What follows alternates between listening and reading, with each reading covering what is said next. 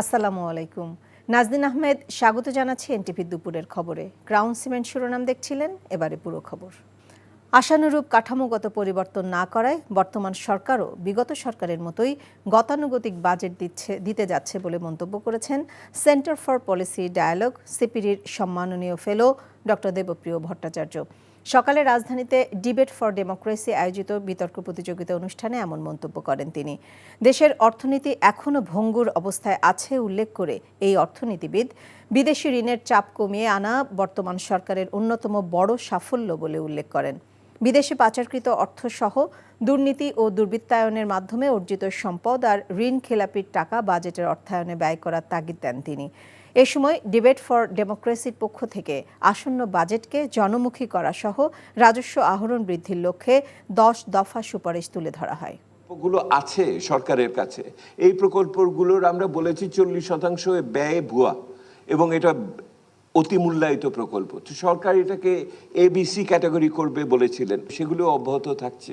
আবার আমরা একই সাথে গরিব মানুষের পক্ষে সামাজিক সুরক্ষার জন্য যে প্রকল্পগুলো চাই সেগুলো ঠিকমতো হচ্ছে না। ওই নীতি কাঠামোটা আলোচনা হলো না, এইটি গতানুগতিকতা। 4 দিনের জাপান সফর শেষে ঢাকার উদ্দেশ্যে রওনা দিয়েছেন অন্তর্বর্তীকালীন সরকারের প্রধান উপদেষ্টা অধ্যাপক মোহাম্মদ ইউনূস। আজ টোকিওর স্থানীয় সময় 11টার দিকে কিছু পরে তাকে বহনকারী বাংলাদেশ বিমানের ফ্লাইটটি নারিতা বিমানবন্দর থেকে ঢাকার উদ্দেশ্যে উড়াল দেয়। এর আগে গতকাল ডক্টর ইউনূস জাপানের প্রধানমন্ত্রী শিগেরু ইশিবার সাথে দ্বিপাক্ষিক বৈঠক করেন। বৈঠক শেষে বাজেট সহায়তা হিসেবে বাংলাদেশকে $1.063 বিলিয়ন দেওয়ার আশ্বাস দিয়েছে জাপান। এছাড়াও দুই দেশের মধ্যে 6টি সমঝোতা স্মারক স্বাক্ষরিত হয়। প্রধান উপদেষ্টা মিয়ানমার থেকে জোরপূর্বক বাস্তুচ্যুত রোহিঙ্গাদের নিরাপদ প্রত্যাবাসনে জাপানের সহযোগিতা কামনা করেন।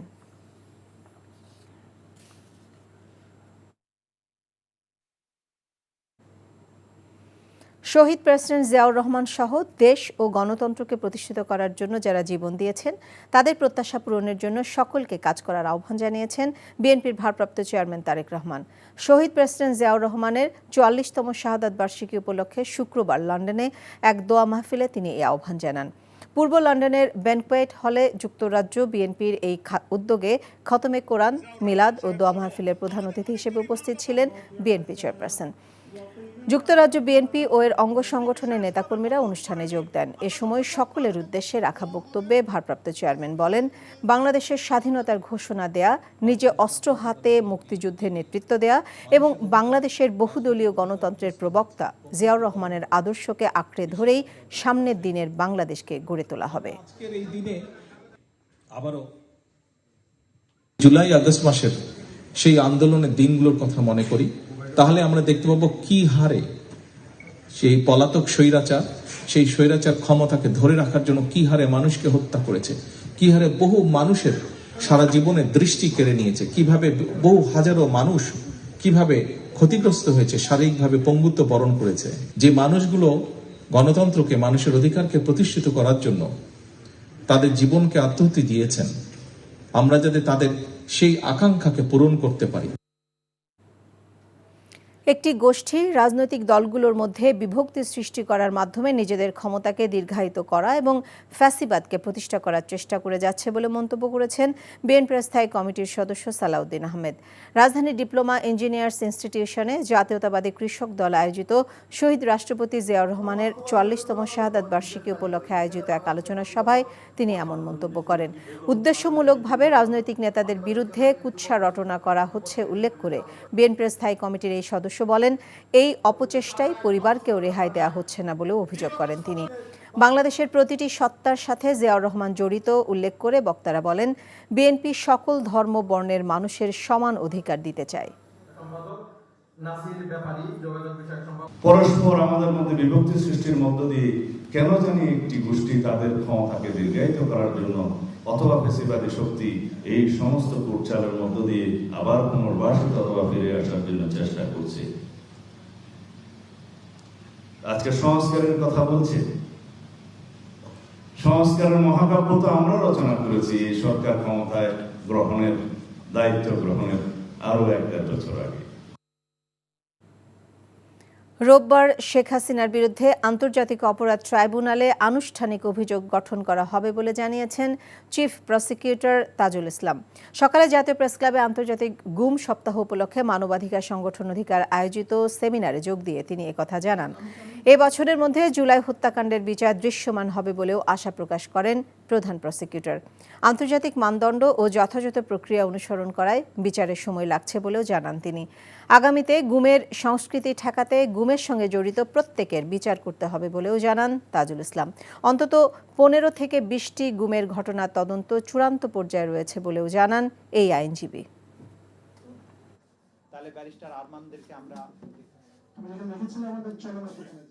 অপরাধের যিনি নিউক্লিয়াস তার বিরুদ্ধে আনুষ্ঠানিক অভিযোগ ইনশাআল্লাহ আগামীকালকে আমরা দাখিল করতে যাচ্ছি। এর আন্তর্জাতিক যে স্ট্যান্ডার্ড মেনটেন করা, মানবাধিকার রক্ষা করা, বিচারের নামে অবিচার যাতে না হয়, অতীতে যেগুলো হয়েছে সেগুলো যাতে না হয়, সেগুলোর ব্যাপারে আমরা খুবই সতর্ক এবং সাবধান আছি।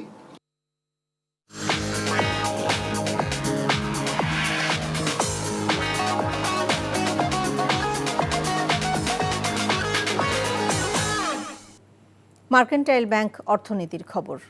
তৈরি পোশাক শিল্প মালিকদের শীর্ষ সংগঠন Bangladesh garments manufacturers and exporters association BGME এর দ্বিবার্ষিক নির্বাচনে উৎসবমুখর পরিবেশে ভোটগ্রহণ চলছে। রাজধানী ঢাকা ও চট্টগ্রামের একটি হোটেলে একযোগে সকাল 8টা থেকে ভোটগ্রহণ শুরু হয়, চলবে টানা বিকেল 5টা পর্যন্ত। নির্বাচনে মোট 76 জন প্রার্থী অংশ নিয়েছেন। সব মিলিয়ে 35টি পরিচালক পদের বিপরীতে ভোটাধিকার প্রয়োগ করছেন 1864 জন গার্মেন্টস মালিক। এবারে নির্বাচনে ফোরাম ও সম্মিলিত পরিষদ নামে দুটি প্যানেল পূর্ণাঙ্গ প্রার্থী দিয়েছে। ফোরাম জোটের নেতৃত্ব দিচ্ছেন মাহমুদ হাসান খান বাবু, অন্যদিকে সম্মিলিত পরিষদের প্যানেল লিডার আবুল কালাম। এছাড়া ঐক্য পরিষদ ব্যানারে 6 জন স্বতন্ত্র প্রার্থীও নির্বাচন করছেন। এবারে নির্বাচনে উল্লেখযোগ্য বিষয় হচ্ছে যাচাই বাছাই শেষে ভোটার তালিকা থেকে 632 জন অস্তিত্বহীন ভোটার বাদ দেওয়া হয়েছে। BGME এর নির্বাচন চলছে। নির্বাচনের খবর জানাতে সেখানে আছেন আরাফাত ইসলাম। আরাফাত, ভোটের কি তথ্য রয়েছে আপনার কাছে?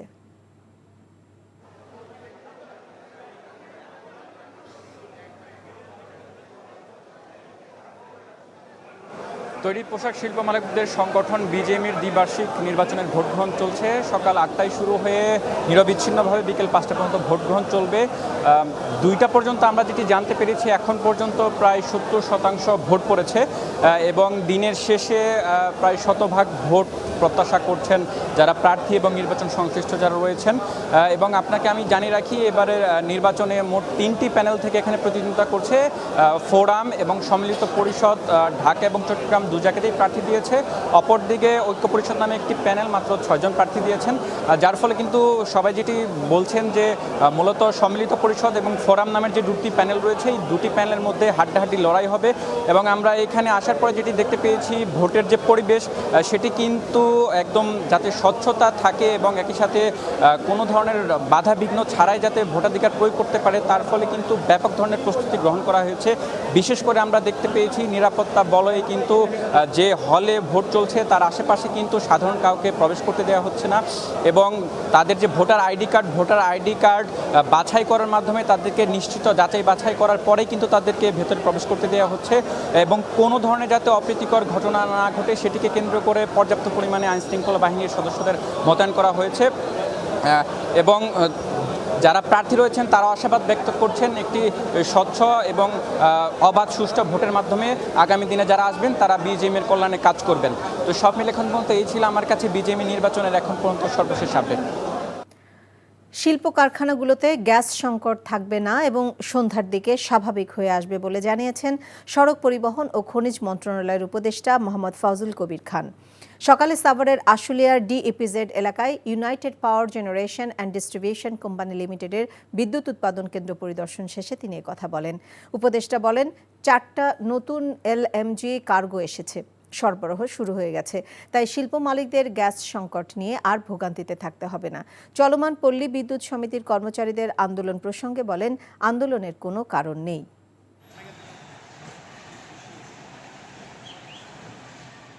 সমুদ্র উত্তাল থাকায় ওই যে গ্যাসটা নামানো সম্ভব হয় না। গ্যাসের জাহাজ থেকে তো ইয়েতে ওই যে আমাদের পাইপলাইনে পাঠাতে হবে, এটা আজকে থেকেই বাড়বে।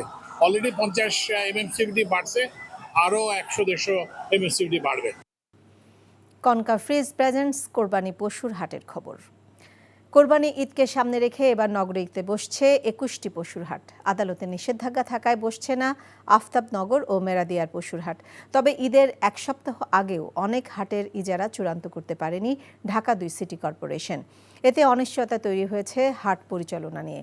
দক্ষিণ সিটিতে চলমান আন্দোলনের কারণে 6টি ও উত্তরে মাত্র 2টি হাট চূড়ান্ত করেছে নগর প্রশাসন। এবার অসুস্থ পশু শনাক্তে উত্তরে আলাদা বুথ থাকছে। নাজিবুর রহমান জানাচ্ছেন বিস্তারিত। ঈদুল আজহাকে কেন্দ্র করে প্রতিবছর ব্যস্ত সময় পার করে ঢাকার 2 নগর প্রশাসন। তবে দক্ষিণে চলমান আন্দোলনে বন্ধ প্রশাসনিক সব কার্যক্রম। গত বছর দক্ষিণ ঢাকায় 12টি পশুর হাট বসলেও এবার মাত্র 6টি হাটের প্রক্রিয়া সম্পন্ন করতে পেরেছে সংস্থাটি। শাহজাহানপুর, পোস্তগোলা, দনিয়া, রহমতগঞ্জ, হাজারীবাগ, আমুলিয়া সহ হাট হবে মোট 8টি। কাঙ্ক্ষিত দর না পাওয়ায় এখনও চূড়ান্ত হয়নি সাদেক হোসেন খোকা ও ব্রাদার্স ইউনিয়ন মাঠের হাট।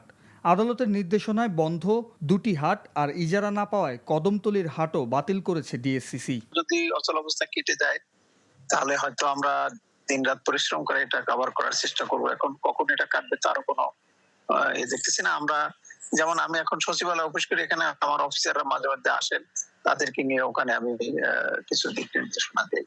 হাটের ইজারা নিয়ে সমালোচনার এক পর্যায়ে দরপত্র প্রকাশে বাধ্য হয় ডিএনসিসি।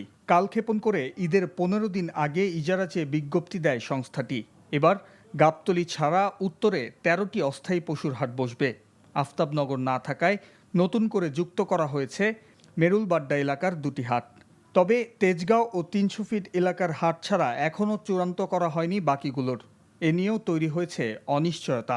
বাকিগুলোতে টেন্ডারিং আজকে শেষ হবে। এর মাঝখানে 2-3টে আমরা দিয়ে দিয়েছি। আজকে সবগুলো টেন্ডার শেষ, আমরা তাদেরকে বলতে পারবো যে এই হাটগুলো আপনারা শুরু করতে পারেন কাজ। কোনো গরু রাস্তায় লোড আনলোড করতে পারবে না। পশু সম্পদ মন্ত্রণালয় থেকে মোবাইল কোর্ট থাকবে। তারা ভেজাল পশু এবং অসুস্থ পশুদের তাৎক্ষণিক চিকিৎসা এবং আইডেন্টিফাই করবেন। কার্যাদেশ পাওয়ার পর প্রস্তুতি সম্পন্ন হয়েছে বেশিরভাগ এলাকায়। তবে অনেক হাটের প্রস্তুতি শুরু হয়নি এখনও। এতে বিপাকে পড়তে পারে নগরবাসী। Najibur Rahman, NTV news, Dhaka. এই ছিল দুপুরের খবরে। এই খবরের ভিডিও সহ আপডেট জানতে ভিজিট করুন এনটিভি অনলাইন www.ntvbd.com। এছাড়াও এনটিভির জনপ্রিয় সব অনুষ্ঠান ও খবরের আপডেট জানতে ভিজিট করুন আমাদের ইউটিউব ও ভেরিফাইড ফেসবুক পেজ। 5টায় দেশের খবর দেখার আমন্ত্রণ রইল। সবাইকে ধন্যবাদ।